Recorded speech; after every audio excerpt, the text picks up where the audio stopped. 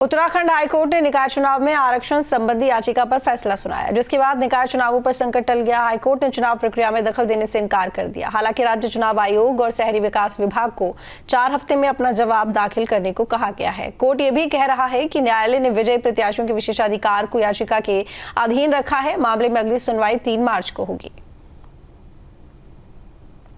अभी कोर्ट ने इस स्टेज पे जो अंतरिम राहत है वो देने से इनकार किया इस मामले में याचिकाकर्ताओं को, और ये कहा है कि क्योंकि सुप्रीम कोर्ट के कई जजमेंट्स को साइट किया है और राज्य सरकार की आपत्ति ये थी क्योंकि इलेक्शन नोटिफाई हो चुका है, तो इस स्टेज पे आरक्षण के नोटिफिकेशन पे इंटरफेरेंस से पूरा इलेक्शन अफेक्ट होगा। तो कोर्ट ने सारे पक्षों को सुनने के बाद ये कहा है कि सभी पक्षकार, स्टेट इलेक्शन कमीशन और राज्य सरकार का अर्बन डेवलपमेंट डिपार्टमेंट 4 सप्ताह में अपना जवाब फाइल करेंगे। और लेकिन साथ में प्रतिबंध ये लगाया है कि तब तक जो विजयी प्रत्याशी होंगे उनका जो चुनाव है वो एक तरह से याचिका के अधीन रहेगा। उनके फेवर में कोई स्पेशल इक्विटी क्रिएट नहीं होगी, यानी कि कोई उन्हें विशेष अधिकार उत्पन्न नहीं होगा। उत्तराखंड निकाय चुनाव को लेकर के इन दिनों सियासत गर्म है और निकाय चुनाव के दौरान अपनी ही पार्टी प्रत्याशी के खिलाफ चुनाव लड़ रहे बागियों पर बीजेपी एक्शन की तैयारी में है। बागी प्रत्याशी को बीजेपी ने साफ संदेश दिया है कि जो भी बागी प्रत्याशी पार्टी के प्रत्याशी के खिलाफ चुनावी मैदान में सामने होगा वो अनुशासनहीनता मानी जाएगी। उसके खिलाफ पार्टी निष्कासन की कार्रवाई करेगी। नामांकन के दौरान तकरीबन 100 से ज्यादा बागियों ने नॉमिनेशन किया था, जिनकी लिस्ट बना ली गई है और जल्द ही उन्हें निष्कासित किया जाएगा। देखिए, हमारे बहुत सारे पुराने जिम्मेदार कार्यकर्ता थे और स्वाभाविक बात है वर्षानुवर्ष जो पार्टी में काम करेगा, अगर वो कहीं दिशाभ्रम हो रहा है, कहीं भ्रमित हो रहा है या उसकी महत्वाकांक्षाएं हिलोरे ले रही है और उसके कारण वो गलत निर्णय ले रहा है, तो हमारा ये भी जिम्मेदारी का हम उसको समझाएं बुझाएं और एक बार प्रयास करें कि उसका राजनीतिक भविष्य खराब ना हो, वो पार्टी साथ बना रहे। लेकिन बहुत समझाने बुझाने के बाद भी अगर कार्यकर्ता नहीं मानता, हठधर्मी पर उतरा हुआ है, तो फिर पार्टी को अनुशासन का डंडा चलाना पड़ता है। निकाय चुनाव में बीजेपी में मची रार के बाद बागियों पर एक्शन शुरू हो गया है। पौड़ी नगर पालिका चुनाव में बीजेपी प्रत्याशियों के खिलाफ ताल ठोकने वाले 9 बागियों को पार्टी ने 6 साल के लिए निष्कासित कर दिया है। बीजेपी ने बगावत करने वाले नेताओं को चेतावनी दी कि अगर वो पार्टी गाइडलाइन के खिलाफ जाएंगे तो इसी तरह की कार्रवाई जारी रहेगी।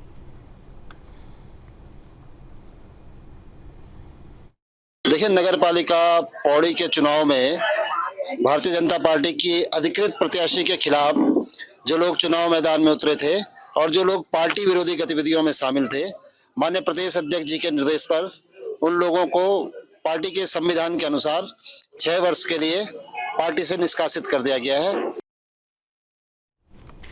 रुड़की में कांग्रेस ने पीसीसी सदस्य पूर्व मेयर यशपाल राणा को अनुशासनहीनता के आरोप में 6 साल के लिए पार्टी से निष्कासित कर दिया है। आरोप है कि यशपाल राणा ने पार्टी के खिलाफ जाकर अपनी पत्नी को मेयर पद पर निर्दलीय चुनाव लड़ाने के लिए निर्णय लिया है, जबकि कांग्रेस से मेयर पद पर पूजा गुप्ता चुनाव लड़ रही हैं। कैंप कार्यालय में कांग्रेस महानगर अध्यक्ष ने बताया कि नाम वापसी के लिए पार्टी के वरिष्ठ नेताओं के अनुरोध के बाद भी यशपाल राणा ने नाम वापसी नहीं की, जो पार्टी अनुशासन के खिलाफ है। पार्टी ने इसे गंभीरता से लेते हुए यशपाल राणा को 6 साल के लिए निष्कासित कर दिया है।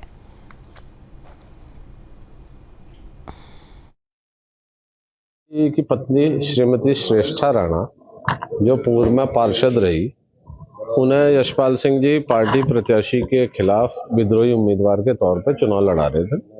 उनकी इस अनुशासनहीनता के चलते राष्ट्रीय हाईकमान ने, प्रदेश नेतृत्व ने निर्णय लिया उन्हें उनकी प्राथमिक सदस्यता निरस्त करते हुए उन्हें 6 बरस के लिए पार्टी से निष्कासित किया। लेकिन परिस्थितियां ऐसी होगी कि वो बहुत आगे निकल गए, तो उनका पीछे मुड़ना संभव नहीं हो पाया, इसलिए जो है पार्टी हाईकमान ने ये निर्णय लिया। वहीं बागेश्वर जिले में नगर निकाय प्रत्याशियों में चुनावी जंग तेज हो गई है। गरुड़ नगर पंचायत में कांग्रेस प्रत्याशी भावना वर्मा ने प्रचार तेज कर दिया है। उन्होंने कहा कि गरुड़ का नगरीय क्षेत्र पेयजल समस्या और बंदरों के आतंक से जूझ रहा है, साथ ही पक्के रास्ते और कूड़ा निस्तारण की व्यवस्था नहीं है। जनता का आशीर्वाद मिलने पर सभी समस्याओं का समाधान किया जाएगा। तो बता दें आपको कि जो निकाय का रण है उसमें देखा जा रहा है कि जो तमाम प्रत्याशी हैं वो जोर शोर से प्रचार प्रसार में लगे हुए हैं और इसी बीच में गरुड़ नगर पंचायत में कांग्रेस प्रत्याशी भावना वर्मा ने प्रचार तेज कर दिया है। उन्होंने कहा कि गरुड़ का नगरीय क्षेत्र पेयजल समस्या और बंदरों के आतंक से जूझ रहा है, साथ ही पक्के रास्ते और कूड़ा निस्तारण की व्यवस्था नहीं है। जनता का आशीर्वाद मिलने पर सभी समस्याओं का समाधान किया जाएगा। सबसे पहले तो यहाँ पानी की समस्या है। दो नदियों के बीच में रहने के बाद भी यहाँ पानी की बहुत ही समस्या है और लोग खेतों में इतनी मेहनत करते हैं फिर भी उनको पानी की वजह से बहुत परेशानी उठानी पड़ती है और बंदरों से बहुत ज़्यादा परेशान है और कच्चे जो रास्ते को बहुत परेशानी है। बच्चों के लिए फील्ड और मतलब कूड़े की समस्या ये जगह जगह सब मतलब पूरी गरुड़ से लेकर हमारे बैजनाथ धाम पे पूरा ही मतलब गंदगी पूरा फैली हुई है। मैं सबकी सुनूंगी, जो भी है करने का प्रयास करूंगी। हल्द्वानी नगर निगम चुनाव इस बार और भी रोमांचक होने वाला है क्योंकि न केवल प्रत्याशियों के बीच सीधी टक्कर है बल्कि मतदाताओं की संख्या में भी बड़ा इजाफा देखने को मिला है। 2018 में हुए नगर निगम चुनाव में हल्द्वानी नगर निगम क्षेत्र में 2,13,181 मतदाता थे, जो इस बार बढ़कर 2,42,487 हो गए हैं। यानी पिछले चुनाव की तुलना में 29,306 नए मतदाता जुड़े हैं। मतदाताओं की इस बढ़ती संख्या को देखते हुए निर्वाचन विभाग ने इस बार चुनावी व्यवस्था में भी बदलाव किए हैं। हमारा हल्द्वानी नगर निगम काठगोदाम विगत जो चुनाव थे वो 2018 में हुए थे। उस समय हमारे यहाँ कुल 263 पोलिंग बूथ थे जो अब बढ़कर 289 हो चुके हैं। इसके अलावा जो पोलिंग सेंटर्स थे वो 83 थे जिनकी संख्या बढ़कर 96 हो गई है और कुल जो मतदाता उस समय पंजीकृत थे 2,13,181 थे जो अब बढ़कर 2,42,487 हो चुके हैं। इसके अलावा जो हमारे 2018 में सेक्टर्स 20 थे जो बढ़कर अभी हमने कानून व्यवस्था और संवेदनशीलता की दृष्टिगत इनको बढ़ाकर 31 किया है। निकाय चुनाव के रण के बीच देहरादून में रिस्पना किनारे मलिन बस्तियों के अतिक्रमण पर एनजीटी की तल्ख टिप्पणी की है। रिस्पना के बाढ़ क्षेत्र में बसी हुई झुग्गी बस्तियों को लेकर एनजीटी ने अगली सुनवाई पर सरकार से रिपोर्ट मांगी है। एनजीटी के आदेश को लेकर कांग्रेस सरकार पर हमलावर है।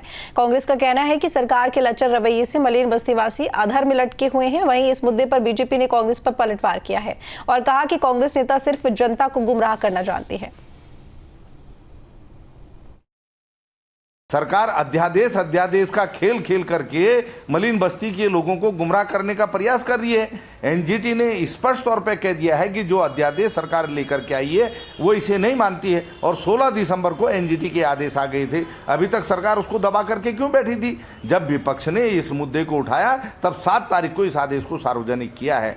हम पहले से कहते रहे हैं कि मलिन बस्तियों के नियमितीकरण के लिए, उनकी समस्याओं के समाधान के लिए सरकार को बिल लाना चाहिए, जो कांग्रेस की सरकार में लाया गया था। लेकिन भाजपा सरकार वोट बैंक के लिए मलिन बस्तियों का इस्तेमाल तो करती है लेकिन उनके नियमितीकरण के लिए, उनकी समस्याओं के समाधान के लिए गंभीर नहीं है। ये एनजीटी के आदेश से स्पष्ट हो गया है। देखिए भी बहुत सारी चीजें होनी बाकी है। अभी फ्लड जोनिंग हुई है, फ्लड जोनिंग की जो वैधता है अभी सरकार को उसको परखना है, जो फ्लड जोनिंग हुई वो प्रॉपर हुई है कि नहीं हुई है। दूसरा, एनजीटी के जो आदेश आ रहे हैं तो हमने एक अध्यादेश लाए कि मलिन बस्तियों को प्रभावित न किया जाए। हाईकोर्ट के भी आदेश थे तो वहाँ पर भी उस अध्यादेश के माध्यम से तीसरी बार मलिन बस्तियों को हमने सुरक्षा प्रदान की है। और अगर उससे इतर भी कोई बात हो गया हमको हाईकोर्ट और सुप्रीम कोर्ट तक भी जाना पड़ेगा, क्योंकि एनजीटी का मामला सुप्रीम कोर्ट में ही जा पाएगा। हाईकोर्ट तो संभव तो नहीं चुनेगा क्योंकि केंद्र का वो मसला रहता है। तो अगर हमको उस स्तर पर भी लड़ना पड़ेगा, मलिन बस्ती लोगों को बचाने के लिए हम उस स्तर पर भी लड़ेंगे। और यदि 1% अगर मान लिया जाए कि हमको उनको हटाना ही पड़ रहा है, उनके विस्थापन की व्यवस्था करेंगे, लेकिन सरकार उनकी पूरी चिंता कर रही है। न्यूज नेशन अब व्हाट्सएप पर खबरों की ताजा अपडेट के लिए न्यूज नेशन के इस क्यूआर कोड को स्कैन करें।